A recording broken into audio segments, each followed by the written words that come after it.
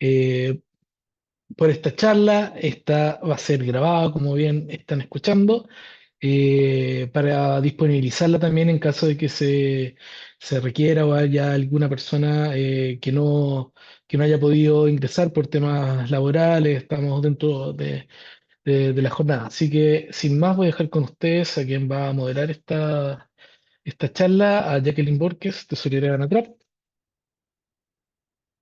Adelante, Jacqueline. Gracias, Alejandro. Bueno, saludarlos a todos y todas. Buenas tardes. Espero que estén todos bien. Muchas gracias por la asistencia a este taller que va a estar liderado principalmente por uno de nuestros abogados, abogado de la Asociación ANATRAP. Y para quienes a lo mejor han tenido algún contacto o han escuchado hablar de él cuando nos apoya, José Portiño. Él nos va a entregar esta charla sobre Ley Carín, ya que entró en vigencia ahora el 1 de agosto. Comentar que no vamos a ahondar como mucho en la ley. Bueno, ahí José va a mencionar. La idea es poder ver las cosas más relevantes de la ley. Contarles también que como asociación, yo principalmente estoy representando a la asociación en un comité en donde nos encontramos trabajando la modificación del procedimiento de denuncias, VALS. Ya para quien no lo saben, desde el 1 de agosto se llama VALS, y también en el protocolo de prevención, ya que son como es uno también de los puntos relevantes de esta ley. Mencionarles que todavía nos encontramos trabajando en ello. No ha sido fácil, ya si bien los temas relevantes son pocos, es difícil pasarlo al papel. Así que ahí estamos trabajando en grupo. Esperamos de aquí a fin de mes poder tener listos ambos documentos para poder empezar a compartirlos. Y no, solo señalar que nosotros como servicio, como SERPAT, estamos de cierta forma avanzados en el tema del protocolo y en el procedimiento. Ya mencionarles que estamos bastante avanzados porque ya tenemos el procedimiento y el protocolo de prevención. Si bien no lo llamábamos como tal, lo habíamos trabajado ya el año pasado, también con representación de las asociaciones, con el área de calidad de vida. Por lo tanto, nos sirvió para poder ese mismo irlo modificando.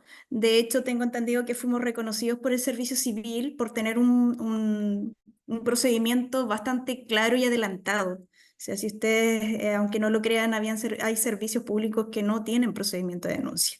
Por lo tanto, lo que viene a ser, de cierta forma, la ley Carín es un poco anormar mucho más el tema de las denuncias y obviamente este protocolo preventivo. ¿Ya? Sin más, le doy el pase a José para que... una cosa súper importante, compañeros y compañeras. Preguntas, consultas o el caso a caso, le vamos a pedir, voy a poner ahí el correo electrónico de Anatrap para que sean todas derivadas al correo y ahí van a ser respondidas, ya para que este taller no se nos haga tan extenso. Ya, igual como va a quedar grabado, igual pueden dejar las preguntas, las consultas, las dudas en el chat, que también lo vamos a dejar guardadito. ¿Ya? Eso. Dale, José. Hola, hola. ¿Se está viendo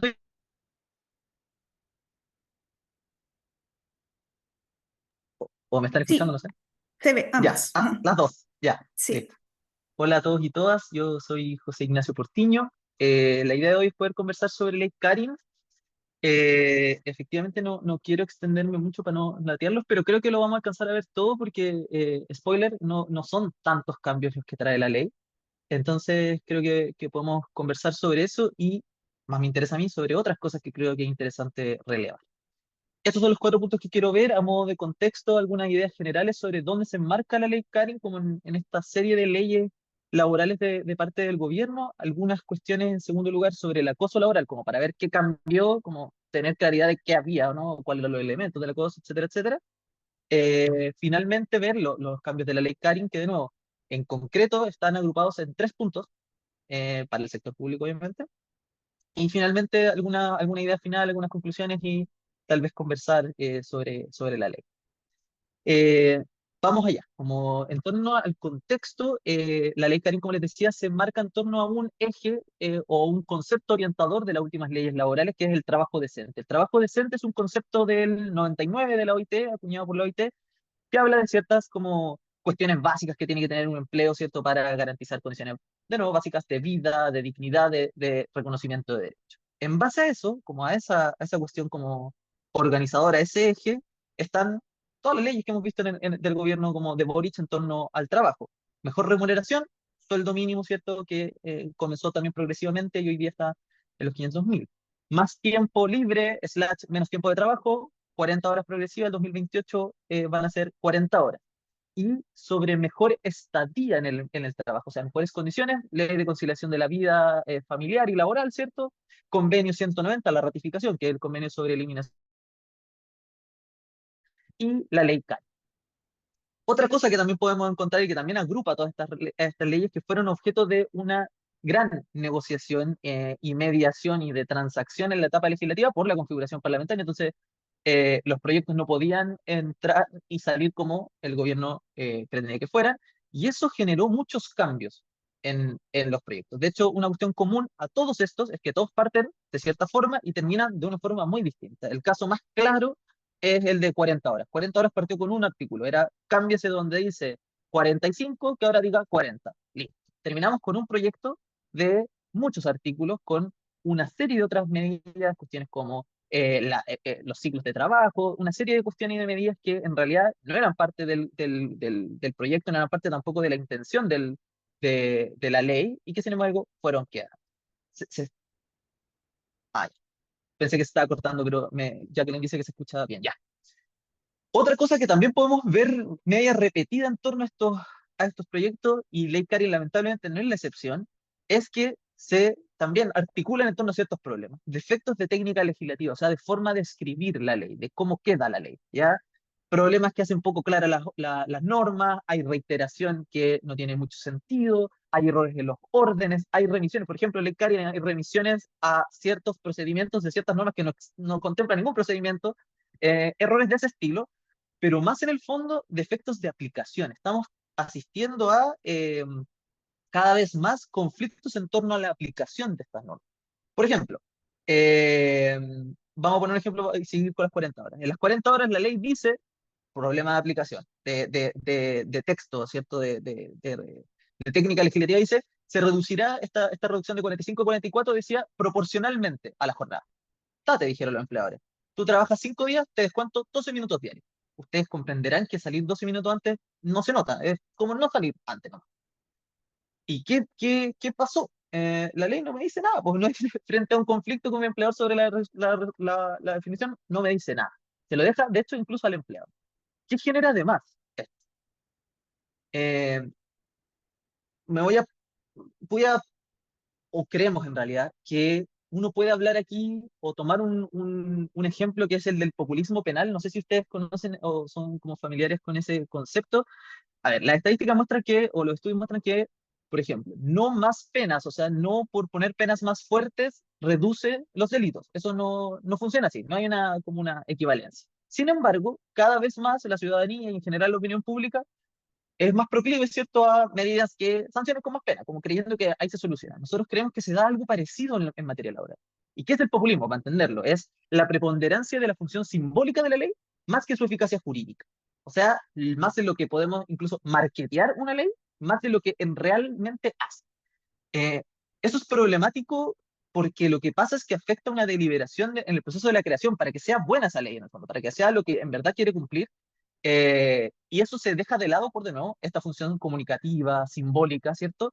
Y además no se revisa el impacto con las instituciones. Ley Karim también es un ejemplo, pero así perfecto de esto, ¿no? Se establecieron al menos 4 instancias más en que la víctima o el denunciante puede denunciar a la Contraloría. Contraloría, ahora, hoy en día, sin aplicación de Ley Karim, en promedio está demorando 6 meses en resolver las reclamaciones y las cuestiones que le llegan. Ponerle 4 cuestiones más que tiene que ver la Contraloría, ¿cierto? Lo único que va, además de la posibilidad de que reciba directamente también las denuncias, que eso siempre lo ha hecho, pero en general ve pocas porque nadie va a la Contraloría. Uno no tiene mucha confianza en la Contraloría porque cree que es muy media cuadrada. Son bien cuadrados, pero bueno, en fin, cuento aparte.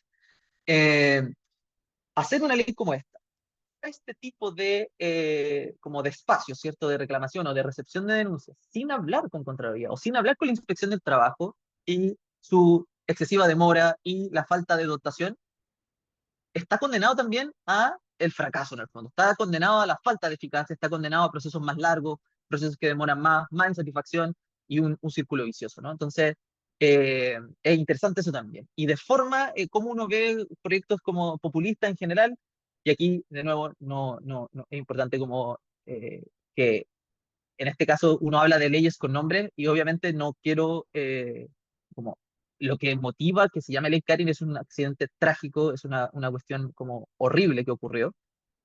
Sin embargo, es propio, como en la literatura jurídica del populismo laboral, hablar de leyes con nombres o de leyes mediáticas, ¿ya?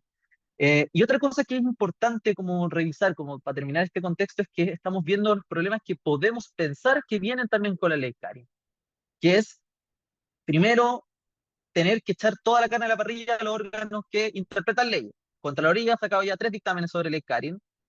La DT en todos estos ha sacado varios dictámenes. Sigo con ley de 40 horas porque el más como paradigmático sacó 7 dictámenes, la DT, por ejemplo. Y aquí hay otro tema, como la fragilidad de esas cuestiones. Y voy a poner de nuevo el ejemplo de 40 horas para no salirme de otros, pero a propósito de esto del descuento de los 12 minutos, la DT tuvo que sacar un dictamen y dijo, no, lo que en verdad querían decir, a pesar de que se equivocaron en escribirlo, lo que querían decir los legisladores era que tú le rebajaras 1 hora al final de la jornada. El día viernes que salieran antes, 1 hora antes. Pero eso es tan frágil como el DT de turno, y el DT además es una autoridad que la determina el gobierno, por tanto tiene una cuestión política, y eso basta que cambie el DT para que cambie la interpretación, y no solo eso, sino que ya está pasando lo segundo, está aumentando la judicialización. Y para seguir con este ejemplo, las empresas llevaron esto a tribunales, pues, y los tribunales están diciendo, en verdad, la ley dice proporcionalmente, entonces no es ilegal que usted le baje 12 minutos. Tirando por tierra, en el fondo, lo que la ADT tuvo que salir a decir para tratar de salvar el error de la ley.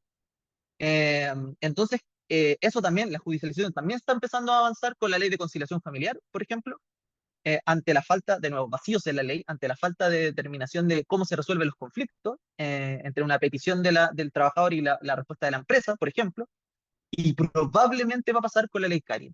Cuando se empiecen a rechazar, sobreseer las denuncias establecidas por los funcionarios y funcionarias, o incluso a propósito, los propios afectados, los inculpados, los denunciados, los destituidos, ¿cierto? Por vulneraciones de garantías constitucionales. Entonces, ¿qué genera eso? Resultados más inciertos y, lamentablemente, el incumplimiento de la promesa. Cuando la ley Karen nos dice se va a eliminar la violencia del trabajo, es una promesa muy grande, muy importante, que con lo que vamos a conversar probablemente no se cumpla y eso genera indignación y eso genera que las expectativas no me las están cumpliendo. Lo mismo con conciliación, dijeron, vamos a hacer que el cuidado de los niños esté por encima, el cuidado el trabajo del cuidado. Y ahí estamos, con trabajadores que no están pudiendo ver sus necesidades de cuidado satisfechas. Entonces, hay ahí un problema que se da, que es interesante notar que no es solo de esta ley, sino que en general de las leyes laborales de este gobierno, lamentablemente. De nuevo, producto de cómo está configurado el proceso legislativo y porque no hay mayoría ahí. Ya, sigamos. Hecho ese contexto, eh, quiero hablar algunas cosas sobre como acoso laboral antes de los cambios de la ley CARI y detenernos aquí. El concepto de acoso laboral no lo inventó Chile, no lo inventó el Código del Trabajo, no lo inventó la ley CARI, no. El origen del concepto de acoso laboral viene de la psicología. De finales de los 90, Hans Liemann es como el que acuñó esta definición, pero es interesante, un dato freak, viene de otros estudios, de hecho, estudios en animales. La palabra mobbing viene de mob, como de como de matonaje, ¿cierto? Y era cuando ciertas especies de primates dejaban solos a otros, le quitaban la comida para como alejarlos del grupo. Esto que se observa en animales, Hans Liemann dice, oye, yo también lo puedo observar en los espacios laborales. Eh, y nos entrega esta definición. Y habla también, esto también, no solo acoso laboral, se puede hablar también de psicoterror laboral, hay una serie como de definiciones. pero esta es, ¿ya? Violencia psicológica extrema, sistemática, recurrente, durante un tiempo prolongado, que ahí dice con la finalidad de destruir las redes de comunicación, destruir la reputación, perturbar el ejercicio de las labores y lograr, con una finalidad, que la persona abandone el lugar de trabajo. ¿Cuáles son los énfasis que ponía Liman? Que sea sistemática y recurrente, y cuáles son los efectos. Eso es lo que le importa a Liman. A Liman no le importa quién lo hace, obviamente otras personas, pero no se va a poner a decir que lo tiene que hacer el jefe, que lo tiene que hacer tu compañero, no le importa eso, lo que importa es que sea actos que se dan de forma recurrente durante un tiempo prolongado y que generan esos efectos. Esto, muy tarde, de hecho, diría yo, en nuestra legislación, porque no tiene más de 12 años, lo agarra la definición del antiguo ahora Código del Trabajo, el artículo 2, y esta es la definición que está. Si lo ven, pone los énfasis, pone los puntos en los mismos elementos que Liman, ¿ya? Dice, toda conducta que constituya agresión o hostigamiento reiterados, dice, ejercida por uno más trabajadores, ¿cierto? Por cualquier medio que tenga como resultado el maltrato, el menoscabo, la humillación o amenaza o perjudique la situación laboral o la oportunidad en el empleo. Los mismos elementos. A Liman no le interesaba cómo se hacían las conductas, si yo te gritaba en público o lo hacía para callado. No le interesa. A la ley tampoco. Dice por cualquier medio, ¿cierto? A Lima le interesaba que fuera reiterado. Esto también le interesa que sea reiterado. Y a Lima le interesaba que, que tuviera un cierto efecto. Y aquí distingue, ¿cierto? Si bien Lima era solo como laboral el perjuicio, ¿cierto? Es como reputación laboral o perturbar el ejercicio de las labores y abandonar el trabajo, en la definición legal chilena abre, ¿cierto? Dice maltrato, humillación o menoscabo, eso puede ser extra laboral, ¿cierto? Pero también que me amenace laboralmente. ¿Qué hizo la nueva definición? Y esta es una pregunta que siempre se hace, como, ¿qué cambió la ley? Creo que yo que el cambio más importante es este. Como les digo, solo lo rojo fue lo que cambió, porque literal toda la otra parte de la definición es idéntica. Es eso. Se agregó esta partecita. Se manifieste una sola vez. Nada más. Es el único cambio. Entonces, es importante porque se pregunta mucho, que me dicen como, bueno, antes, pucha, si mi jefe todos los días no me habla, no me mira, me pega portazo, ahora es acoso, y yo le digo, es que antes también era acoso, porque cumplía con todos los requisitos, como no hay cambio, en conductas reiteradas siempre se cumplen todos los elementos de la definición, va a ser acoso igual. Lo único que cambia de nuevo es que ahora la posibilidad de que exista actos que se manifiestan una sola vez y puedan ser constitutivos de acoso. Y ahí viene un tema que es un temazo, ¿no? Eh, este cambio que es súper chico tiene implicancias súper grandes. Y aquí quiero volver a esto, a la definición de Liman. Y no porque quiera mantener las definiciones en piedra y que esto no puede cambiar y que casi que tuviera que defender esta definición y esta cita textual por siempre, no me interesa. Lo que sí me interesa es marcar por qué es importante, porque esto marca una línea para poder distinguir situaciones. Eso es un criterio. Nos dice, acá, de aquí para allá le vamos a llamar de esta forma, de aquí para allá no le vamos a llamar de esta forma. Y eso era todo. Y eso era todo, pero suena simple, pero es muy, muy importante entendiendo otra cuestión. Y aquí también voy a escapar un poco. Hay que entender que los lugares de trabajo, los espacios de trabajo, están como permeados, ¿cierto?, por dinámicas de poder. Sí, es simple. En el sector privado, ¿cierto? Porque hay un empleador y hay un trabajador, el empleador tiene el dueño de todo, el trabajador tiene su trabajo, ¿cierto? Hay una dinámica de poder asimétrica. ¿Qué hace la ley? Entrega beneficios para tratar de igualar esa situación, ¿cierto? En la administración, y aquí no quiero hacer un juicio de valor porque yo en lo personal al menos estoy en desacuerdo, pero está pensado así por quienes hicieron este sistema, es una lógica piramidal, jerárquica y donde hay un principio de obediencia. Tiene más lejos, ustedes es un deber de los funcionarios y las funcionarias obedecer las instrucciones que te dan, ¿cierto?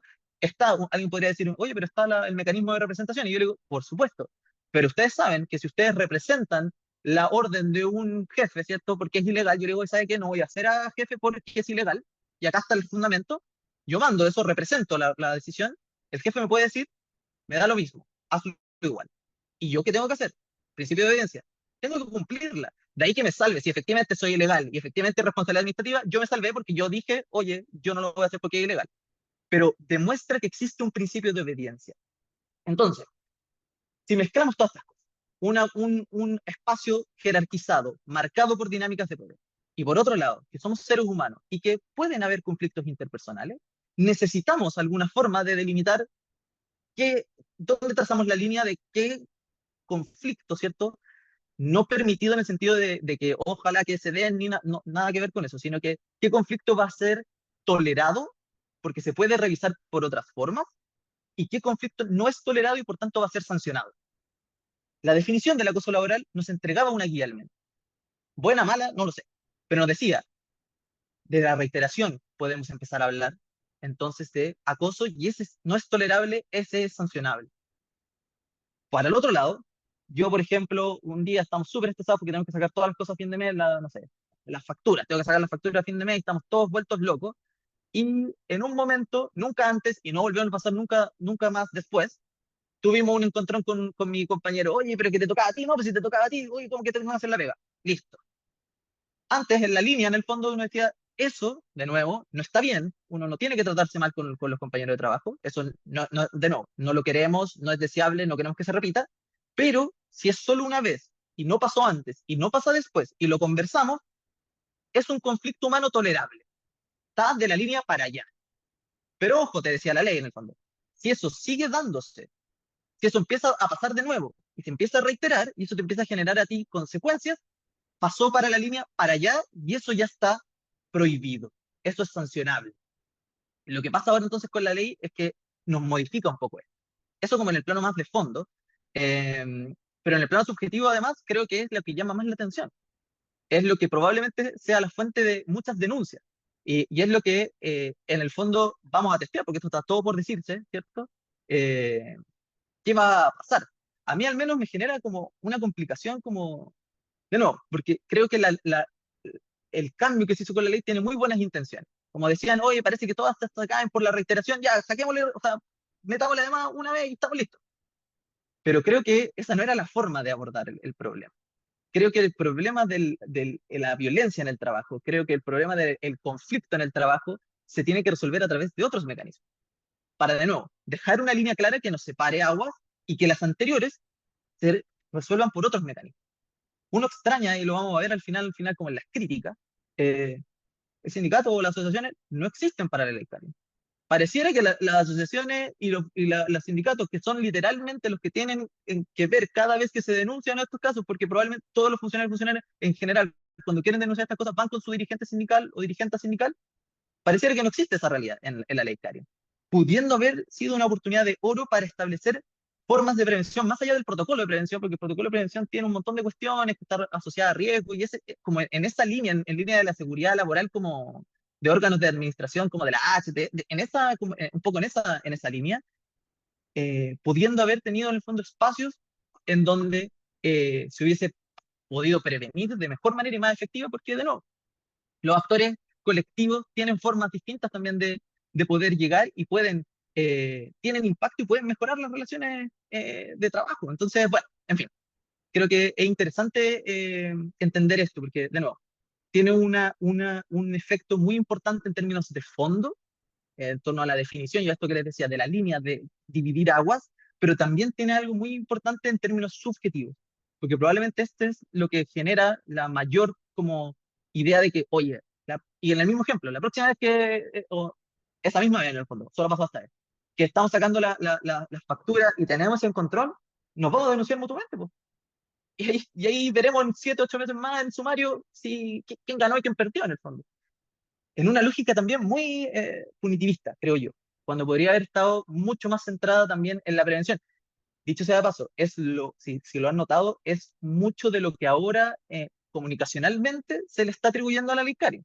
Antes va a parar la violencia en el trabajo, no va a ser más tolerable, como casi que políticas de tolerancia cero, ahora está muy enfocada en los cambios culturales, en la prevención, precisamente creo yo, porque tiene que ver con esto, como, bueno, en fin, son cuestiones interesantes como para también ir viendo cómo se van dando esas comunicaciones entre, de nuevo, lo político, lo comunicacional y lo jurídico. Bueno, los elementos del acoso laboral. Si pusiéramos una pizarra y dijéramos acoso laboral igual, tendríamos que hacer esta sumatoria. Tiene que haber una conducta, de nuevo. No requiere que sea una conducta positiva, o sea, pueden ser omisiones, que mi jefe no me mire, que mi jefe pase de largo, que mi jefe no me hable, no está haciendo nada, ¿cierto? Pero es una omisión que es una conducta en sí, ¿cierto? La reiteración, o sea, tienen que ser reiteradas o ahora una única acción. Y aquí es importante, me voy a detener de nuevo en lo de la única acción porque es súper relevante. En la actualidad, tanto los tribunales como en general la inspección del trabajo y muchos de los fiscales, de los sumarios, revisaban y sí podían establecer, ¿cierto?, que una única acción sí podía ser considerada como acoso laboral, ¿ya? En los tribunales existe esta idea que un hecho, pero de tal gravedad, puede ser constitutivo de acoso laboral. En una frase, la gravedad vence a la reiteración. Eso ya existía, ¿ya? Y ese es el análisis que se hace. No solo se hacía el análisis de las conductas, sino que también se hacía el análisis de la gravedad y de los resultados. Entonces yo igual podía tener 3 conductas, por ejemplo, o 4 conductas, pero si el tribunal estimaba que no eran de gravedad, me iba a decir, eso no es acoso, porque no se cumple con todos estos elementos, ¿ya? Por otro lado, yo podía ir con uno solo y estar con la definición antigua en contra, y los tribunales podían decir, ¿sabes qué? Es tan grave que da lo mismo que no sea reiterado, porque tú no vas a tener que esperar que esta cuestión que es tan grave te pase tantas veces.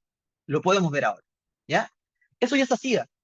Entonces, es interesante, por ejemplo, para volver a la definición, podría haber sido mucho mejor, creo yo, no poner eso ahí, mantener la definición como reiterada y agregar un párrafo y decir, un inciso, agregar y decir como, no obstante lo anterior o sin perjuicio de lo anterior, una sola conducta que revista los caracteres de gravedad será igualmente considerado como acoso laboral. Listo. Así, por lo menos le hacíamos caso o seguíamos la línea de lo que la jurisprudencia los tribunales están hablando. Y es mucho mejor que esto que de nuevo llama o deja mucha expectativa. Bueno, en fin. Entonces, una conducta, reiteración a una única acción, un sujeto, que puede ser el empleador, empleadores o trabajadores o trabajadores. Y ahí distinguimos si es vertical, horizontal, ciertos tipos de acoso, el acoso ambiental también. Y un resultado, que en nuestra ley es tanto laboral como extralaboral, ¿ya? Porque, de nuevo, está el maltrato, el perjuicio, el menoscabo, pero además está la amenaza en la situación del empleo, las posibilidades del empleo. ¿Qué es importante de esto? De saber la definición, de saber los elementos como una sumatoria, es entrenar el criterio. Y aquí lo digo con mucha sinceridad. Eh, Entendiendo que cada trabajador, en este caso, funcionario o funcionaria, tiene todo el derecho, nadie se lo puede quitar, ¿cierto?, de denunciar por el protocolo ahora VALS. Es importante que quienes están acompañando sus procesos, o uno mismo, si es que uno lo está pensando, poder acordarse un poco de esto, refrescar esta memoria sobre la definición, sobre los elementos. ¿Por qué? Así uno puede tener mayor claridad en torno a los riesgos, a la viabilidad o no de una denuncia de ese estilo, porque no sé si, yo creo que todos lo han visto acá en algún momento de su vida. A mí me toca ver harto porque trabajo con harto asociaciones de funcionarios, lo devastador que pueden ser las consecuencias de una denuncia mal guiada, de un caso mal guiado.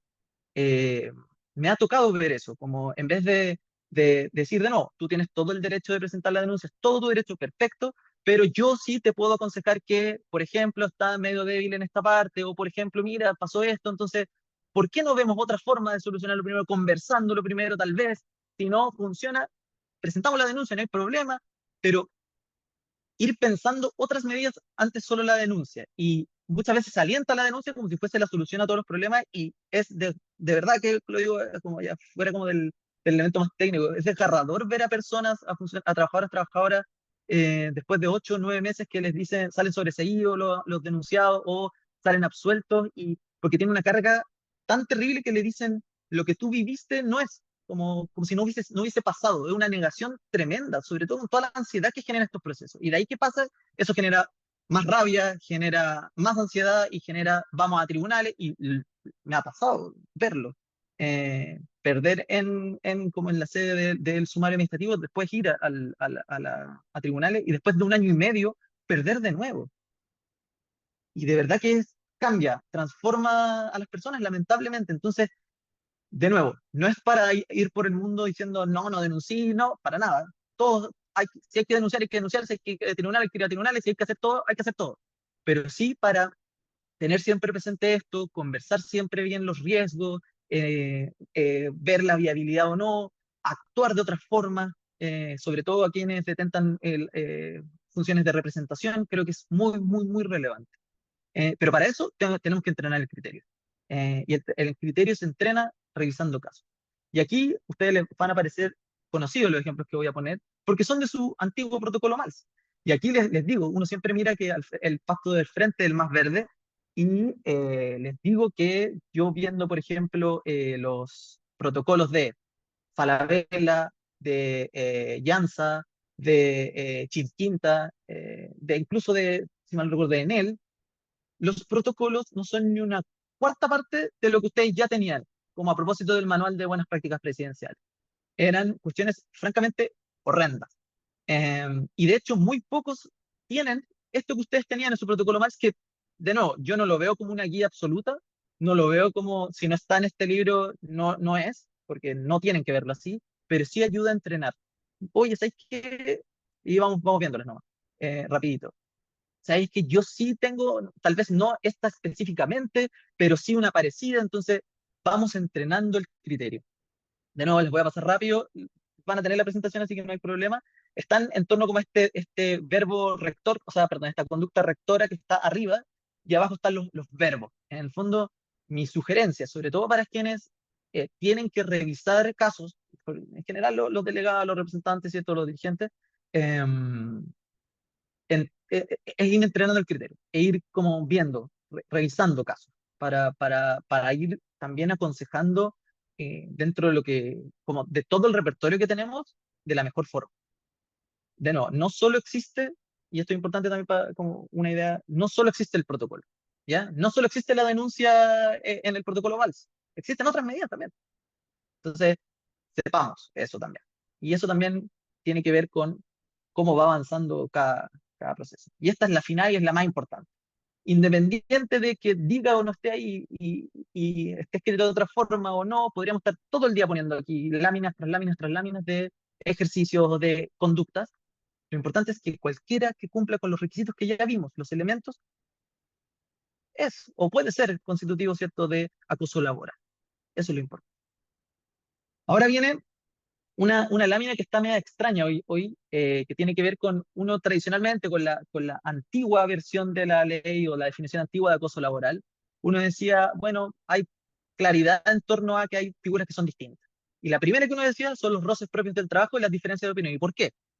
Porque a diferencia del acoso antiguamente, que era solo la reiteración, los roces propios del trabajo y las diferencias de opinión, también las diferencias técnicas en torno como a cuestiones técnicas, son conflictos que pasan una sola vez, son puntuales, son pasajeros en el tiempo, dice una sentencia. Um, entonces es interesante notar que por eso estaba, de nuevo, en la línea, estaban hacia el otro lado. Tolerables no como sinónimo de buenos, ni de queribles, ni de deseables, sino que tolerables en el sentido que se podían resolver de otras formas. En general por el paso del tiempo, porque no volvían a ocurrir. Ahora, eso queda un poco en tela de juicio. Ahora, yo tengo la sospecha o creo que de todas formas, a través de otros mecanismos, se está de todas formas poniendo los roces del trabajo y las diferencias de opinión como conductas que no son constitutivas de acoso laboral, a pesar de que puedan ser una sola conducta y por tanto podrían estar dentro de la definición. ¿Por qué lo digo? La circular de la suceso establece una serie de cuestiones que no son acoso laboral y pone los roces propios del trabajo. Y no solo eso, sino que creo que la práctica, sobre todo la judicial, ¿cierto?, va a seguir haciendo el análisis en torno a la gravedad y por tanto va a seguir, creo yo, también mi apuesta puede ser que esté muy equivocada, va a seguir diciendo que cuestiones que no son pasajeras, o sea, que son pasajeras, perdón, no van a caer dentro del manto del acoso laboral. Hay otras figuras también.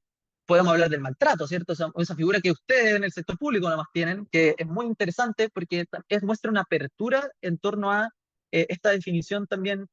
Creo que ahí siento que hay un ejercicio como mucho más razonable que el que hizo la ley Karen en torno a las definiciones. Dice, bueno, el acoso laboral está pensado siempre como en el que tiene como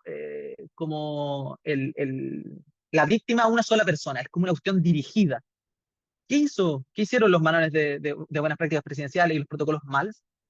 Metieron la idea de maltrato. La idea de maltrato también como una forma de atentado contra la dignidad, que también es sancionable, etcétera, etcétera, precisamente cuando no se daban esos casos, cuando saben que en verdad no es acoso porque no es solo a mí, es también a mi compañero al lado y al compañero al lado porque es un jefe que no tiene habilidades sociales, que es un jefe que gritonea a todo el mundo, y eso también también tiene que estar recogido. Esa es una forma, creo yo, a mi juicio, mucho mejor, fue mucho más inteligente que la de simplemente meterle como, básicamente esto, como coma, al reiterado coma y una sola vez también, como medida así como para arreglar, como para salvar. Me parece mucho más interesante lo que se hizo, por ejemplo, con el maltrato. Hay otras figuras también. La sobrecarga de trabajo, los trastornos de adaptación, cuestiones que son muy comunes y sobre todo el último, el trastorno de adaptación, porque es parte de lo mayoritaria de los diagnósticos que entregan cuando uno va a hacerlo, cuando uno va a atenderse como por cuestiones de carácter psicológico psiquiátrico, que es una forma de decir, en realidad es miti mota, el problema es que tú no te adaptas al trabajo y el problema también es del trabajo, que no, pero horrible, pero en fin. Lo que quiero decir con esto es que, de nuevo, no porque ocurran y no sean acoso laboral, vamos a permitirlas, son buenas o son deseables. Hay otras formas y no van a estar sancionadas como, o no van a estar en el marco de los procedimientos por acoso laboral. Pero, por ejemplo, la sobrecarga de trabajo. Si yo estoy trabajando y haciendo la pega de dos personas, si yo estoy haciendo la pega que en verdad corresponde a varias funciones, porque no hay una delimitación clara de mis funciones, eso son todos elementos productivos, de cómo se produce, cómo se hace el trabajo. ¿Quién define cómo se hace el trabajo? El empleador. Esas, entonces, son cuestiones que yo les invito a pensarlas no solo como desde la variante como del acoso, ¿ya? Porque en general el acoso normalmente está muy ligado como a la conducta que el jefe me trata mal, que estas están más bien pensadas con cuestiones productivas. Yo les digo, la sobrecarga de trabajo es caldo de cultivo para, eventualmente o hipotéticamente, acoso laboral. Sí, estoy de acuerdo, pero la sobrecarga de trabajo no se trabaja a través o no se denuncia a través del acoso laboral, po. Se denuncia a través de que las autoridades cumplan los compromisos adquiridos, que haya un manual efectivamente de funciones, que establezca realmente cuáles son las funciones que yo tengo que hacer y no hacer otras, que se complete la dotación, etcétera, etcétera, etcétera. Son cuestiones, de nuevo, más productivas y entenderlas como productivas, pero que también afectan o que pueden potencialmente afectar mi salud en el trabajo, creo que es la clave. Y me estoy adelantando un poco como a las conclusiones, pero creo que es clave eso, entender que el acoso laboral es una cuestión así, es un punto, un grano de arena en la playa.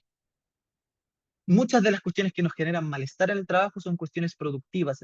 Entonces, pensar en lo productivo, pensar en cómo el empleador, en el fondo, cambia su forma, se hace cargo de cómo se produce, de cómo se trabaja, es a la larga pensar también en el bienestar y en la salud en el trabajo. Bueno, en fin.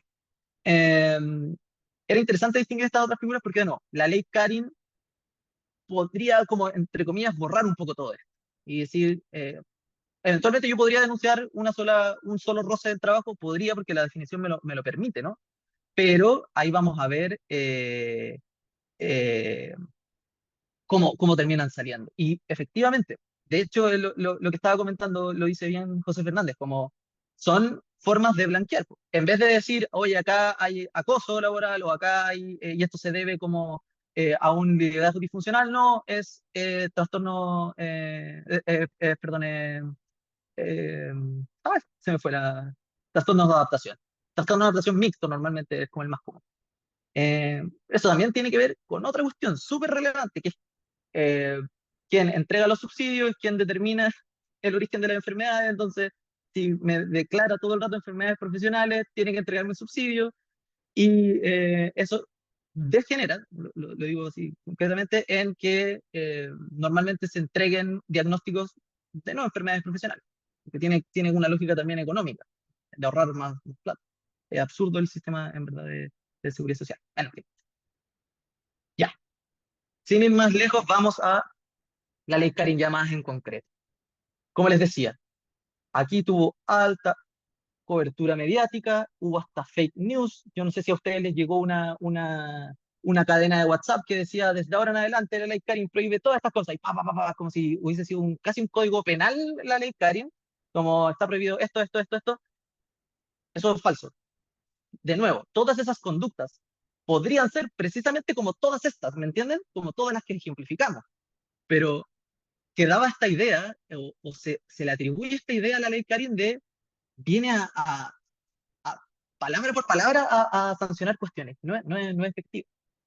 Y más, de hecho, más en optimista, todas esas cosas tal vez que salían en esas fake news eran acoso laboral antes, como que creo que es interesante también esa comprensión. Bueno, aquí hay citas eh, de representantes del gobierno, tenemos un deber con quienes han sido víctimas, es un cambio cultural importante, podemos hacer de Chile un país seguro, amable y respetuoso.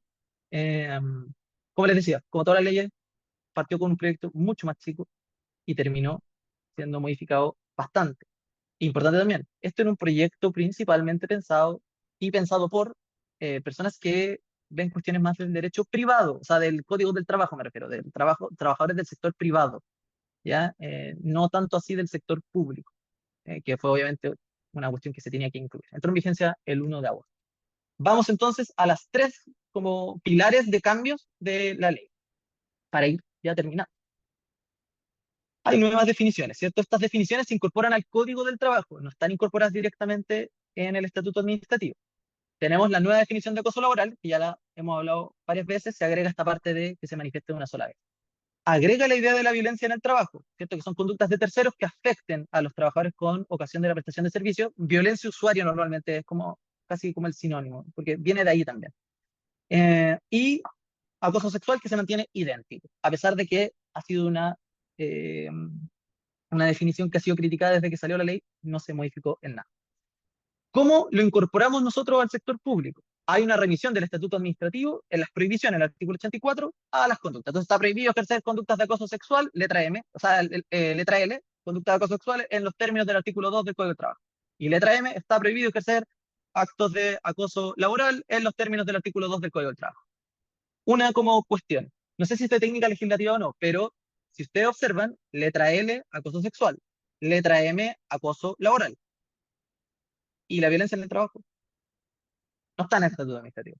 No se pone. Tiene sentido en todo caso. No es tanto un error, pero sí es un error no haberlo incluido en ninguna parte.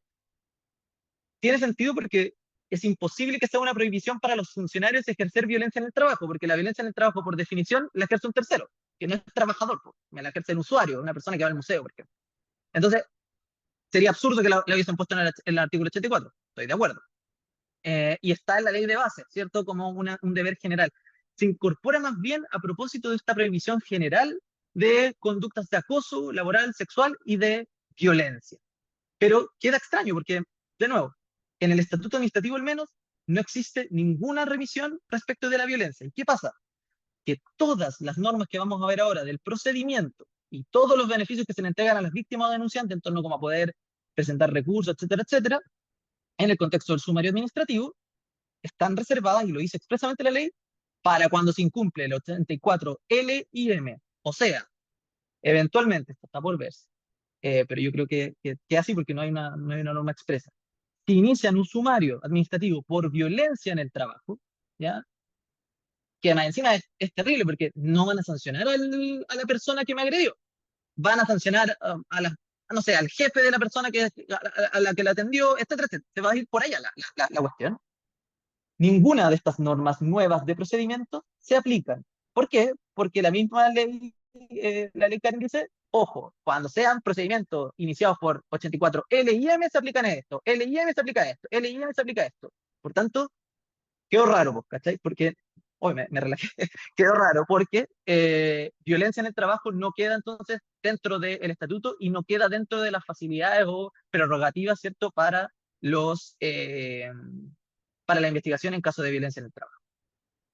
Siguiendo como este primer pilar en torno a las definiciones, obviamente en la ley de base se establece como este deber general como parte del cumplimiento de la función pública, por tanto es como una cuestión relevante, como dentro de los principios que fundan la administración, se agrega como un caso de falta grave de la probidad. Eso, si bien es novedoso en términos que esté escrito, no es novedoso en lo absoluto, eso se hacía y se hace siempre en las investigaciones o los sumarios administrativos. Cuando había un caso de acoso laboral o sexual, se decía que eso era una falta grave de la probidad y no había problema con eso. Y se establecen estos deberes generales de prevención, investigación y sanción, y este famoso deber de contar con un protocolo de prevención. Y en esta misma línea, como segundo pilar de cambios en el estatuto, o sea, perdón, en el sector público, que acá está mezclado todavía estamos en la ley de base, pero de ahí vamos a pasar al estatuto administrativo, nos pone que tenemos que tener un protocolo de prevención, investigación y sanción contra conductas de acoso laboral, sexual y violencia. Y aquí, bueno, lo que comentaba Jacqueline, la ley nos entrega menciones mínimas, y eso sí está bien. La ley no puede hacerse cargo de cada punto, pero no es más que eso. El protocolo de prevención hay que hacerlo, en el fondo, como hay que armarlo, no nos viene dado por la ley. Y estas las menciones mínimas, ¿cierto? En general para esto, y a propósito de la circular de la sucesos sobre esta materia, que establece de hecho, tiene un modelo de protocolo, lo que hace es que establece o determina que los peligros y riesgos psicosociales son los derivados de las encuestas que se hacen regularmente en los lugares de trabajo. Entonces, tienen que estar necesariamente eso. En fin, volviendo a las menciones mínimas, identificar los peligros, ¿cierto? Y los riesgos psicosociales. Segundo, establecer medidas de prevención para estos riesgos con objetivos medibles. No es como decir cualquier cosa, como vamos a hablar más, ¿no? Más reuniones, cuántas, en qué fecha, etcétera, etcétera. Medidas de información y capacitación sobre estos riesgos, estas medidas y los derechos y responsabilidades, también los procesos en el fondo. Aquí viene algo interesante, las medidas específicas según la naturaleza de los servicios. Y aquí el ejercicio es de inventiva como casuística, es de caso a caso. Eh, Espacios de trabajo más feminizados, por ejemplo, donde hay más mujeres, el aspecto de género, el aspecto de la violencia machista, ¿cierto? Va a tener mayor preponderancia probablemente. Lugares donde hay mayor trabajo con público, atención a público, que podría ser también su caso, tiene ciertos riesgos que son distintos a si yo trabajo, no sé, todo el día en un cubículo con mis compañeros y no veo a nadie. Muy distinto, ¿cierto?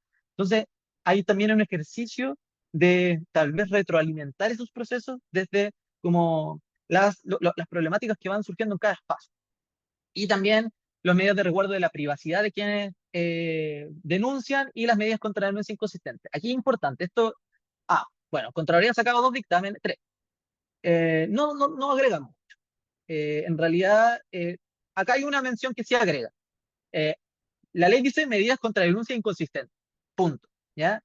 Uno, ¿qué podría haber pensado? Denuncias inconsistentes son aquellas que, por ejemplo, se hacen, que también están en los protocolos MALS ahora, ¿cierto? Que son las que se hacen con el solo ánimo de perjudicar, de dañar. No se refiere a eso, por si acaso. Y ahí lo que hizo Contraloría fue decir, no, ojo, el espíritu, en la misma línea de la ET, dijo como, no, a ver, si bien dice eso ahí, y ustedes podrían entender esto, en realidad hay que interpretarlo conforme en la tramitación de la ley se habló y tiene que ver con las denuncias que no cumplen con los requisitos de la denuncia. ¿Ya? ¿Qué quiere decir eso? Si yo te presento una denuncia que no me identifica, o perdón, no identifica al denunciado, ¿ya? Sufrí acoso esta fecha, esta fecha, esta fecha, esta fecha, y no pongo nunca quién lo hizo. ¿Qué pasa? Bueno, ahí Contraloría dice, no, tiene que tomar en este protocolo, tiene que establecer estas medidas, no sé, déle un plazo para que arregle la denuncia. Cuestión que pareciera súper novedosa, pero los protocolos MAL ya lo tienen. En esta misma línea, hay que informar los canales de denuncia semestralmente, incluso los canales institucionales, por ejemplo, que uno puede denunciar a Contraloría también. Eh, y algo interesante que es esta ley que establece la aplicación de los artículos 90A y B. Eh, Esto es súper relevante, para bien y para mal, ¿ya? 90A son todas las normas sobre protección de los denunciantes. ¿Cuáles son?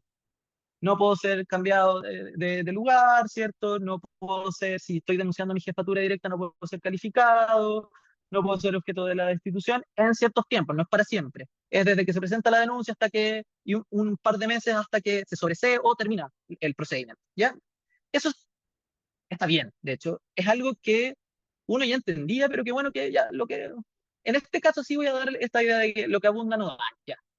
Eh, ¿Por qué? Porque de hecho esto es un salto como categórico respecto al sector privado. En el sector privado no existe nada, no existe ninguna medida de protección de ese estilo, ¿ya? Eh, que es rarísimo. Entonces dejan bastante desprotección a los denunciantes o víctimas. La letra B es donde hay algo como complejo. La letra B establece, es del estatuto administrativo, establece qué requisitos tiene que contener la denuncia. Súper clásico. Identificarme, ¿cierto? Narración circunstanciada de los hechos, el denunciado y, si yo tengo, aportar todo lo antecedente que tenga. El problema, y esto de nuevo es como estos ripios que tiene la ley, El problema es que el 90B dice que al final el penúltimo inciso, el penúltimo párrafo, ¿sí? Para que se entienda, eh, dice, si la denuncia no cumple con los requisitos, se tendrá por no presentada. Así no. Pero eso no tiene nada que ver con lo que nos dijo recién en el protocolo de prevención, que es como tengo que tomar medidas contra denuncia inconsistente. Y además no tiene nada que ver con lo que ya existía. De nuevo, no es tan terrible, pero muestra estas como, estos rips, estas contradicciones que tienen como en la misma norma que se van. Y pasando ya para ir cerrando en torno a los cambios, se cambiaron reglas en el procedimiento del sumario administrativo. Se establecieron ciertos principios ya consagrados legalmente, la confidencialidad, la imparcialidad, la celeridad y la perspectiva de género, todos esos existían en los protocolos MALS. Se establece la posibilidad de iniciar de oficio el procedimiento en casos de atentado contra la vida e integridad física, o sea, violencia en el trabajo. Permitiría que la autoridad pueda, en el fondo, iniciar de oficio. Interesante que lo dice para eso, porque omite violencia psíquica. Entonces, probablemente eso está pensado simplemente para violencia en el trabajo y no así acoso laboral sexual. De todas formas, como la autoridad es la autoridad y la autoridad puede determinar la responsabilidad administrativa y puede investigarla, no habría problema y no tiene que decírselo a la ley si es que quiere iniciar un sumario administrativo, si es que llega a conocer de hechos de acoso, por si acaso. Aquí también se elimina el plazo de 5 años de inhabilidad para ingresar a la administración si es que me sancionan con destitución. Y aquí hay dos errores, uno de fondo y uno de forma. Porque la ley dice, si lo define el fiscal no puede definir eso. Es una impropiedad jurídica que diga que lo define el fiscal no define nada. Quien define es la autoridad, propone, por a lo más. Pero en segundo lugar, en términos de fondo, es absurdo, hay como, como un discurso, como una ambivalencia, dice como cero violencia, ¿cierto? No, como vamos a parar todas las cuestiones demás. Y si el fiscal así lo propone y la autoridad así lo deja, puedo evitar, en el fondo, la inhabilidad si me voy destituido. Puedo hacer rondar a trabajadores o trabajadoras destituidos por acoso laboral y los puedo hacer rondar por otro servicio. Es absurdo, no tiene sentido.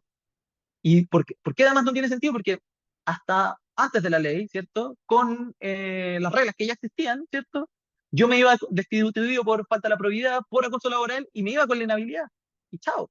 No había posibilidad en el fondo como de eliminar esto. Entonces, no solo un defecto de forma de la escritura, sino que además un defecto como de ambivalencia en torno como a las mismas cuestiones que propone la ley. ¿Ya? Bueno, ya les decía, se establece como vulneración grave los actos de acoso laboral sexual para proceder a la destitución y se introducen mecanismos de participación del denunciante de la víctima. ¿Ya? Entonces, ¿cuál es el reconocimiento que hace? Lo hace de una forma como igual en todos los casos. Dice, la víctima puede aportar antecedentes, conocer el contenido desde la formulación de los cargos, o sea, lo mismo que el inculpado, ¿cierto? Puede ser notificado, ¿cierto? Y puede interponer recursos. Y utiliza la misma fórmula en varias partes del procedimiento, ¿ya? Que es que me notifican, ¿ya? Y puedo reclamar a Contraloría. Y estos son los casos. Son 4 casos, ¿ya? Entonces, si la autoridad desestima la instrucción del sumario por parte de como lo desestima, yo presento mi denuncia y me dice no, porque no sé, no presentas tanto antecedente o lo que sea, ya, me tienen que notificar a mí como denunciante y tengo dentro de 5 días y tengo 10 días para ir a la Contraloría. Ya, caso 1. Y aquí empiezan a cambiar el 2 y el 3, porque en el caso de que se proponga el sobreseimiento y sea aceptado por la autoridad, me notifican dentro del 5.º día, pero tengo 20 días para ir a la Contraloría. ¿Por qué cambiaron el plazo de reclamación de legalidad clásico y contrariedad de 10 días? No tengo idea, pero son 20. Y lo mismo en caso de que se determine el sobreseimiento, la absolución o una medida disciplinaria, que cualquiera sea, ¿cierto? Contra el primer nivel jerárquico. También me notifican dentro de 5 días y tengo 20 días para ir a Contraloría. Eso normalmente va a ocurrir en caso de que, no, va a ocurrir en todos los casos, si sobreseen, si absuelven o si literal cualquier otra medida que probablemente no sea la destitución. Probablemente la víctima va a querer ir, se entiende en el fondo, pero por eso reitero que es una lógica muy punitivista, es como, es de, quiero que se vaya nomás. Ese es como, como el único fin que entraña básicamente este procedimiento. Que es importante tener en consideración como para revisarlo así como críticamente. Y finalmente establece como que preferentemente, no es una obligación, se tiene que designar un fiscal con formación en materias de prevención, investigación y sanción de acoso, género, derechos fundamentales, y hay medidas que se deban tomar, las que se revisan en torno a la gravedad de los hechos denunciados. Pueden ser algunos ejemplos, ¿cierto? La separación física, la atención psicológica temprana a través de los órganos de la ley 16.744, la H, la que sea. Eh, y ahí, como les decía, en base a la gravedad, para proteger la seguridad del denunciante y revisando como los posibles impactos en las condiciones de trabajo. ¿Cuánto duran esto?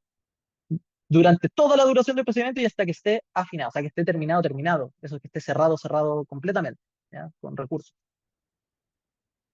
Y otros casos. Otra cuestión es como chicas que cambió la resolución que sobresea, absuelva o determine una medida disciplinaria para el primer nivel jerárquico está sujeto ahora a toma de razón. Antes era solo registro, no estaba sujeto a toma de razón. Ahora la revisan, ¿ya? En casos de acoso laboral y sexual, hay un plazo especial para la adopción de medidas de estas. 20 días desde el vencimiento del plazo de instrucción. Perdón, Nagel. Las medidas, disculpen, me confundí. Las medidas de estas, de resguardo, se pueden tomar desde que se recibe la denuncia. Estas son medidas para la adopción de las medidas, de las sanciones. ¿Qué se va a hacer? Es un plazo desde 20 días desde el vencimiento del plazo de instrucción, que es absurdo, porque el plazo de instrucción es cuando se termina la parte de investigación. Esa es la instrucción. De ahí viene la formulación, la indagatoria, de ahí viene la formulación de cargo, y etcétera, etcétera. Entonces, es raro como que pongan estos plazos para toma de medidas. Probablemente no se cumplan y no hay sanción a que no se cumplan. Salvo la clásica que vamos a hacer siempre. Creo que vamos a ver procedimientos. Bueno, vamos a ver sumario administrativo en esta, creo. No me acuerdo. Ah, sí, ya. Lo vamos a ver. Que es la clásica El denuncia 2 de Contraloría. septiembre. El 2 de Ya, septiembre. perfecto. Ahí meto la publicidad para el 2 de septiembre entonces. Para que lo típico que uno puede hacer, denunciar simplemente para que investigue la responsabilidad administrativa del fiscal que no cumple con los plazos. Ya, vamos cerrando. Problemas de técnica legislativa en la ley. De nuevo, no agrega la violencia en el estatuto administrativo. Hay una referencia que es menor a los protocolos internos. Como ya les decía, el 90B y esta cuestión de que se tenga por no presentada es mucho peor que lo que ya tenían en los MALS. Hay distintos plazos de la reclamación de la Contraloría, que es una cuestión muy extraña en técnica legislativa, uno trata de mantener todo homogéneo. Hay una remisión, por ejemplo, una reclamación del 137 del Estatuto Administrativo, que no existe. Y dice cómo se aplicará el 137, no existe. No hay mecanismos de sanción por la falta de protocolo. El fiscal, como les decía antes, no puede definir la inhabilidad, solo puede proponer.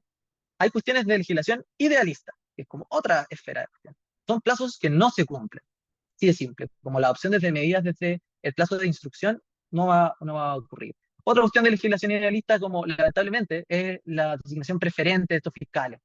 Y también de legislación idealista es como proponer la celeridad como un principio de procedimiento, pero es introducir 3 reclamaciones adicionales a Contraloría, sabiendo de nuevo que hoy, sin todo esto que va a venir con Ley Karin, son 6 meses en promedio lo que demoran las reclamaciones en Contraloría. Lo mismo como esta dicotomía entre tolerancia cero a la violencia, al acoso, ¿cierto? Y al acoso laboral y sexual, pero la posibilidad de no aplicar las inhabilidades. Es extraño. Como que hay problemas como en distintos niveles, pero de fondo no, creo que no, por lo que les comentaba antes, no se comprende la figura del acoso en realidad. Se hace un cambio sin comprender la figura, como sin darle una vuelta más de fondo. Era un filtro, ¿cierto?, para distinguir entre conductas. Y ya existía además, por las conductas que eran episódicas, pero eran graves. Pero más aún, y creo que algo que opera harto para ustedes, es que no se hace cargo de que monta toda una nueva estructura, que en verdad no es una nueva estructura, son 3 nuevas cuestiones, para ser súper sincero, en un procedimiento que es pésimo, que es el sumario administrativo. Ese es el problema, creo yo. Monta sobre un auto viejo, monta una cuestión muy grande. Y eso creo que es un problema. Cuando había una oportunidad de poder establecer un procedimiento moderno, un procedimiento de base, como que sea, que se ajuste a estándares modernos de un debido proceso, que a mi juicio el sumario administrativo no los cumple. Porque de nuevo, quien investiga hay un interés ahí, pero como directo. Po. El Estado, la administración, ¿cierto?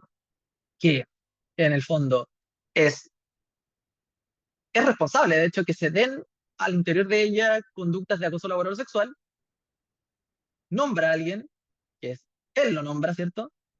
Que es del mismo servicio, para que investigue, él define quién investiga, y me pasa de vuelta y yo defino el que estoy implicado, porque de nuevo tengo una responsabilidad en los hechos, al menos indirecta, ¿cierto? Muchas veces directa, para yo definir si existe o no sanción. Es absurdo.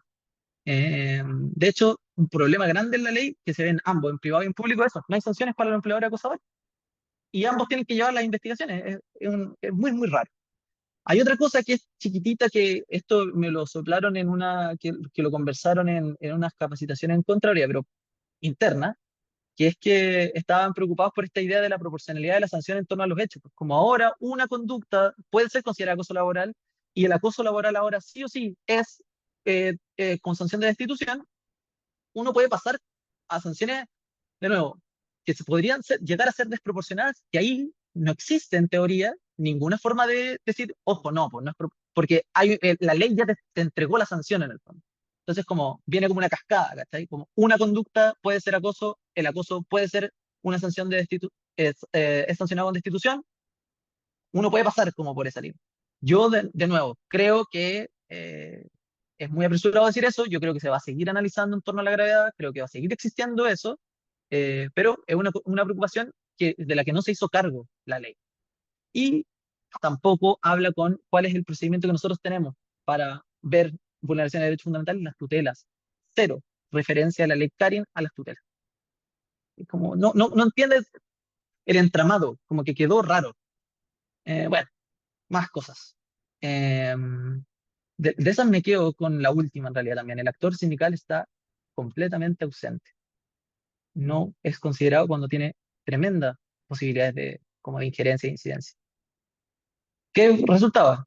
Exclusión de las denuncias. Más lenta, menos efectiva. Más casos. Si ya los casos están demorando alto, se van a demorar mucho más. Va a aumentar la judicialización, mayores tiempos de tramitación, sin certeza de mejores resultados. Acá hay una estadística que es demoledora, quiero decirlo. Eh, 8 de cada 10 denuncias por vulneración de derechos fundamentales se rechazan en Chile. Si seguimos esa tendencia, simplemente vamos a tener más rechazos, ¿no? Eso sí, ¿qué podemos hacer? Bueno, no están bajoneados, ¿no? Eh, la invitación que yo quiero hacerles es que no seamos meros, o sea, hay que trabajar en el protocolo de prevención, por supuesto que sí, es importantísimo. Hay que trabajar en que el procedimiento de investigación sea lo mejor posible, por supuesto que sí. Pero mi invitación es a transformarnos más que en meros como interventores del sistema.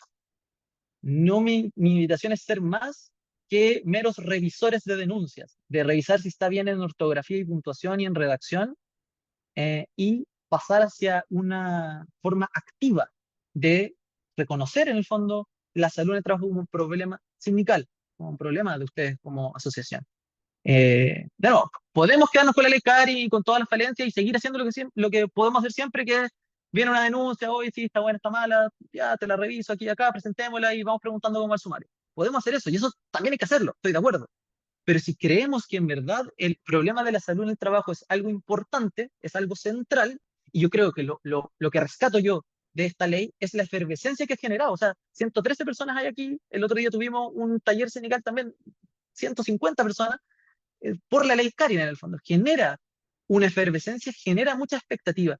Para mí creo que la mejor forma de aprovechar eso, de nuevo, es no irnos a la casa diciendo, ah, sí, ahora voy a empezar a denunciar y empezamos a mejorar la revisión de las denuncias. No, si para esta asociación es importante la salud en el trabajo, traigamos una fórmula que es bien antigua. De hecho, acá le ponemos modelo obrero italiano de los 60, pero es más antigua, la podemos ver en los albores del sindicalismo en Chile. Las mutuales, las sociedades de socorro, ¿por qué nacen? Entregar beneficios para personas enfermas, en casos de muerte, en casos de enfermedades, hacerse cargo de la salud en el trabajo. De nuevo, no estamos descubriendo la rueda, redescubriendo la rueda. Y esto, pero nos gusta por la consigna, ¿no? La salud no se vende y la salud no se delega. La salud es parte de los temas o no de ANATRAP. Bueno, eso lo definirán ustedes, en el fondo, eh, su decisión, en el fondo, su deliberación político-sindical. Para nosotros es esto, porque si no, nos vamos a convertir simplemente en meros interventores de un sistema que sabemos que tiene todos estos problemas. Y sabemos que no está mirando como en concreto, en el fondo, lo laboral.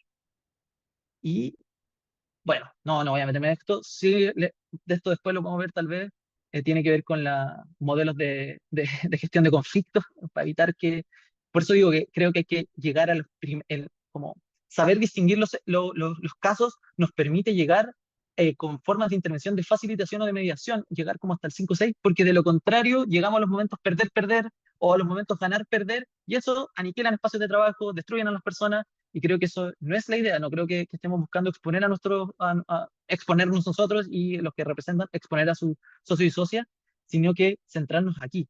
Y para centrarnos en los primeros, en esta primera como escalerita, ¿no? Es esencial poner, porque la ley no nos entregó nada, ¿cierto? No le entregó a los sindicatos potestades. Entonces, de nuevo, si la salud no se delega y la salud no se vende, y para ANATRAP es efectivamente una demanda sentida la de la salud en el trabajo, entonces vamos a exigir estar en estos espacios. Tener espacios de mediación, tener espacios donde podamos, casos que puedan estar en ciernes y cortarlos de antes, como evitar que lleguen a escenarios de nuevo de perder, perder, de mayores afectaciones de la y los trabajadores. Creo que eso es como lo más relevante. Bueno, ahí está, eso lo podemos conversar otro día. Como les digo, entonces, ¿qué hacer? Buscar soluciones autocompositivas, intervención temprana, desescalar conflictos, aprender, eso también son, ¿verdad? Además son cuestiones, habilidades que se tienen que aprender y por tanto nos tenemos que formar también, como socios y socias y como dirigentes y representantes. O sea, esto no se hace como, uno no nace sabiendo estas cosas. Entonces es importante, de nuevo, si queremos que la salud en el trabajo sea la bandera de lucha, preparémonos, preparemos también o exijamos espacios de intervención temprana para tratar de reducir los casos. Y más aún, bueno, ya, aquí.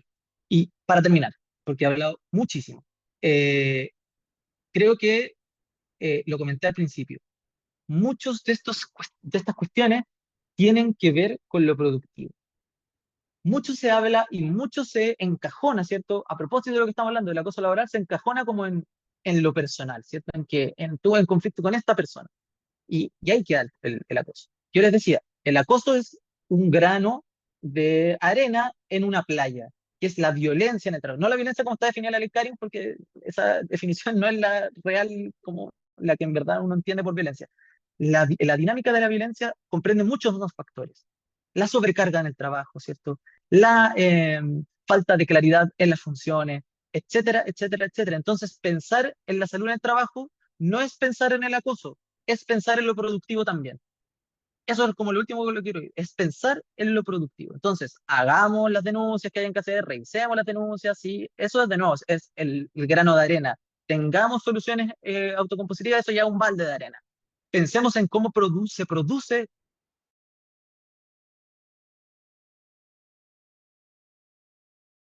cuánta gente nos falta, porque hay poca claridad en las cuestiones que estamos haciendo, etcétera, etcétera. Ahí está, en el fondo, creo yo, la playa. En pensar eso, con eso me...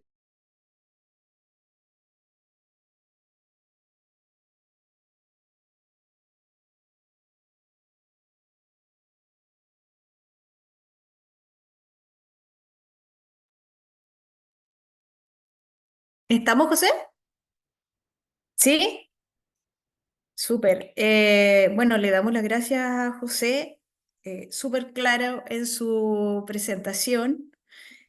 Em, no sé si tenemos unos minutitos para algunas consultas. Sí, me dice José que sí, pero antes de eso, contarles que esta grabación vamos a tratar de colgarla en nuestra página web, ¿ya? La presentación también la vamos a compartir, que hizo José. Aprovecho de dejar los invitados porque tenemos, bueno, en verdad, los chicos tienen un compromiso con nosotros y nosotros con ustedes a la vez también.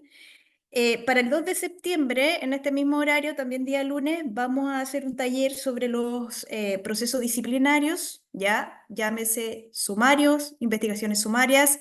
Y ya ahora, porque creo que ayer o antes de ayer, no recuerdo bien, el lunes, Contraloría sacó también un dictamen sobre la breve investigación que aplica para los códigos del trabajo, pero que son trabajadores del Estado. ¿Ya? Así que son sumario, investigación sumaria y breve investigación. Ya, básicamente, tal cual como lo hicimos ahora, la idea es que sea un taller más dinámico y que vayamos directo como con el proceso. que hay harto desconocimiento con respecto al proceso cuando uno está en un tema de proceso disciplinario. Ya muchos no sabemos que podemos apelar. El tema de los plazos, que es lo más importante, hay mucho desconocimiento que para todos estos procesos hay plazos, ya, o sea, no puede ser en cualquier momento. Y el 16 de septiembre vamos a hacer un taller sobre proceso calificatorio también con José, que tiene que ver con las calificaciones, juntas calificadoras, ya, en donde también para nuestros socios y socias, así que ahí vamos a estar difundiendo y obviamente quedan todos invitadas e invitados, ¿ya? Eso, no sé Súper si cortito, alguien, Jacqueline, dígame, sobre el dictamen, es que es súper simple el dictamen de aplicación sí, a los códigos de trabajo. Sí, sí tiene que haber un nuevo reglamento interno. Eso sí, tiene que como haber el cambio en torno a las consideraciones en la misma forma que establece la ley Karin. Segundo, si se aplica para la breve investigación, se aplican las reglas de, primero, las medidas de resguardo del denunciante o de la víctima, y tres, se aplican las reglas del 90B en torno a la presentación de las denuncias. Y ahí es interesante porque, si mal no recuerdo, eso lo podría ya confirmar después, si se permite en este caso la denuncia verbal, porque esa sí está en el Código del Trabajo. Ese es un pequeño cambio, pero de nuevo, no es que existan denuncias verbales en general, lo que hace es que te tienen que tomar acta. Esa es como la diferencia. Pero eso, es en realidad ese dictamen. Lo tenía demasiado presente y se me olvidó después decirlo. Pero son esos cambios nomás, no es más que eso. súper, José. Bueno, igual comentarles y darles la tranquilidad. Bueno, acá con la compañera Loreto Villalobos, dirigente regional del Maule, estamos en la mesa en donde estamos haciendo estas modificaciones. Y la verdad es que casi toda la presentación que hizo José está todo, va a quedar establecido y claro en el procedimiento de denuncia. Estamos tratando de ser lo más claro posible porque como dice José, es una ley muy ambigua, hay cosas que están como raras, etcétera, etcétera, etcétera. Y con respecto a la participación de las asociaciones, al acuerdo que llegamos, sí es que la forma en que nosotros podemos actuar con nuestros socios y socias es que ya sea el denunciado o el denunciante, ¿no es cierto?, se comunique con nosotros a través del correo electrónico solicitando, ojo, asesoramiento. ¿No? Los podemos asesorar con respecto al procedimiento de denuncia, etcétera, etcétera. Un acompañamiento, por así decirlo. Pero bueno, como lo hemos hecho igual hasta ahora, no podemos meternos en los procesos disciplinarios. Ya eso no corresponde. ¿Ya? Eso, así que dejamos abierta la palabra, unos minutitos que tiene José, por si alguien quiere hacer alguna consulta, si tiene alguna duda.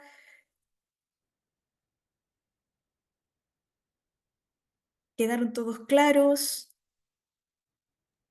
O muy claro o no me vi, no entendí. Claro. O no entendieron nada o quedaron muy claros.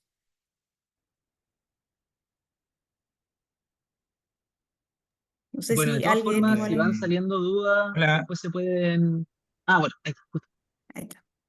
Jacqueline, ¿me podría hacer una consulta específica a José Sí, Ignacio? Gonzalo. Simplemente preguntar, José Ignacio, ante lo que tú nos expusiste, que finalmente se ve más que humo que certezas en relación a esta nueva ley, y que finalmente uno puede sentir de que las personas que tienden a hacer estas prácticas dentro del servicio y de las instituciones deben estar felices, deben estar diciendo nos salvamos y nos salvaremos. Pero la pregunta específica es para no perder más tiempo. Ante esto, ¿ustedes ya están trabajando en una estrategia para poder generar un escudo en defensa de los trabajadores? Una estrategia legal, a eso me refiero. Si existe esa estrategia para poder cruzar, digamos, este valle de humo que se generó con esta nueva ley, digamos, entre otras, de acoso laboral. Eso. Sí, es que más que, por lo que comentaba yo al final, creo que más que una estrategia legal, porque de nuevo, en la estrategia legal uno tiene que hacer lo que siempre tiene que hacer, ¿no? Que es revisar el caso y ser, esta es mi y máxima, ¿no? Ser transparente nomás con los riesgos y con la viabilidad de los... Eso siempre lo hacemos. Y eso para nosotros es como la mejor garantía en torno a cualquier cosa. Muchas de las denuncias en general, este es el punto, se pierden porque no, no configuraban antes el caso, ¿cierto? La figura, ¿cierto? O eran poco precisas los de relato. Entonces, en general, era el acompañamiento para que la denuncia fuera lo más clara posible. Creo que eso es como lo más que uno puede hacer dentro de lo jurídico. ¿Por qué? Porque todo el resto, de nuevo, pasa un proceso que es el clásico, que ya lo conocemos y quienes han estado como en eso saben cómo funcionan estos procedimientos, que son los sumarios. Primero, uno no tiene injerencia, ahora uno puede saber, tiene un poquito más de derechos de información, pero en general son bien chicos los derechos de información. ¿Quién define la investigación? Otra persona, el fiscal. Eh, Ahora recién uno va a poder tener más garantías y probablemente, y eso es lo que habrá que hacer, como es utilizarla, al igual que cuando uno está desde la otra perspectiva, como cuando uno está siendo sumariado y uno quiere meter todas las pruebas que uno tiene todos los antecedentes que uno quiere poner, obviamente va a ir por ahí.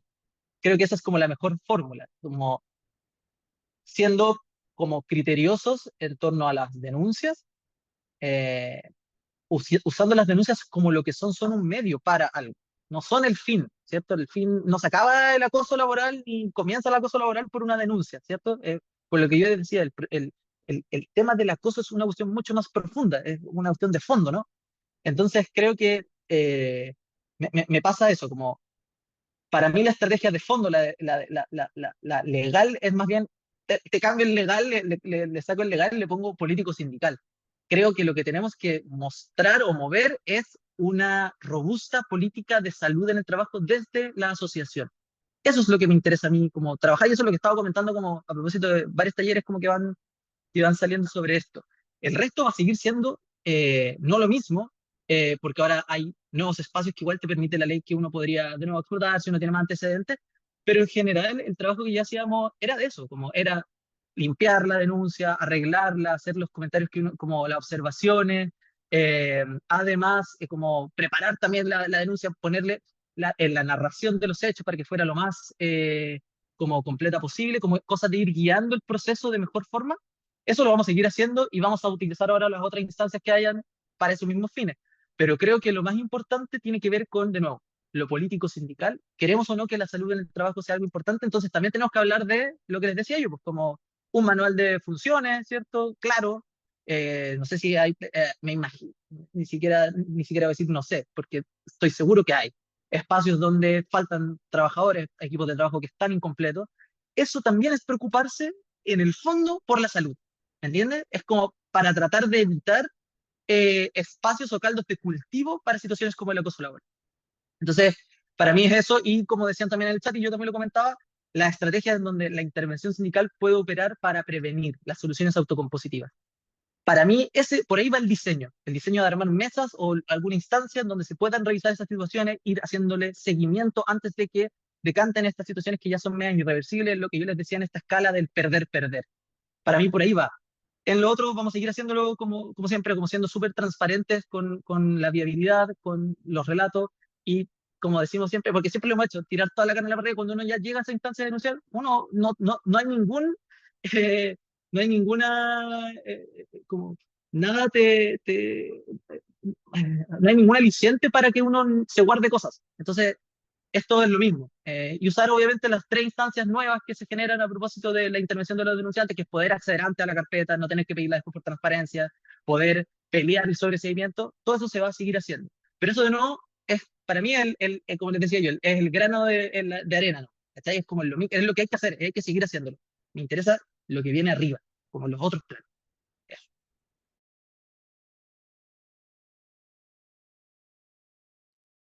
Gracias, José. ¿Alguna otra consulta? ¿Duda? Si no, para ir cerrando.